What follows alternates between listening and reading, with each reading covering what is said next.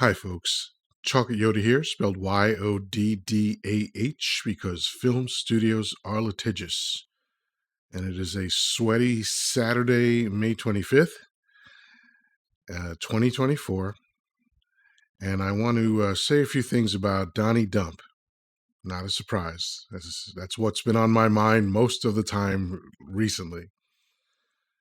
So, Dump has inadvertently, and I'm sure unintentionally, started a domino effect because Jack Smith is playing three-dimensional chess and Donnie's legal team is playing marbles. So this is what happened. Donnie loves to make something from nothing. In this case, the nothing is the subpoena for the Mar-A-Lago documents. Boilerplate, it says that the authorization is given for use of deadly force. FBI agents have to carry their weapons and they have to be allowed to use them if need be. Of course, there weren't. It was very civilized, as it normally is with wealthy people. They went, they took photos, they had conversations, nothing was heated, no altercations, no problems. But suddenly, Donnie discovered this language and he decided that he was going to attack law enforcement and Biden because of it.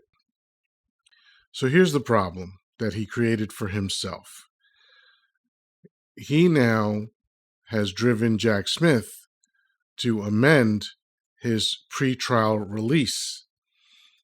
And he's presenting it to Eileen Cannon, and Cannon is now between a rock and a hard place because she basically has to have a motion about this. She has to have a hearing about this and hear the motions presented by both sides.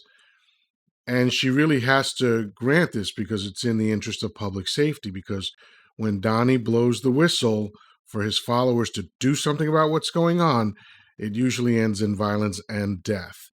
So Jack Smith is being the three-dimensional chess player that he has been all along, and he's putting Eileen Cannon between a rock and a hard place. Because if she doesn't do this, he will easily be able to go to the 11th Circuit that has admonished her twice already because of her behavior in this trial, because she did something no judge has ever done before, but I won't get into the weeds about that.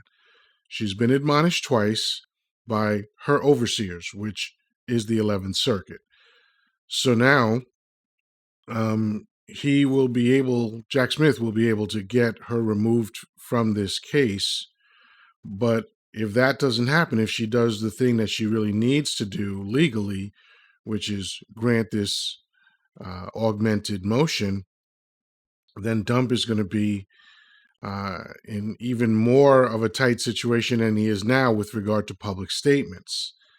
So basically, he will have less latitude than he has now. Because frankly, if you want to make the argument about two-tier justice, all you have to do is look at Donnie Dump's case. I mean, how many criminal defendants have been out on bail and continue to threaten people, continue to intimidate witnesses, continue to harass the judges and their families and all this, and not wound up in jail?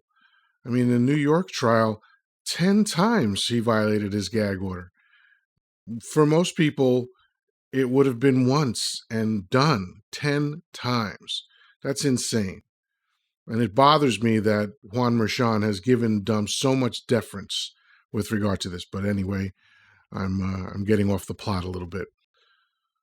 So right now, and this is because of the very, very excellent reporting at the Midas Touch, it's very clear that Dump has painted himself into a corner because he hates being curtailed.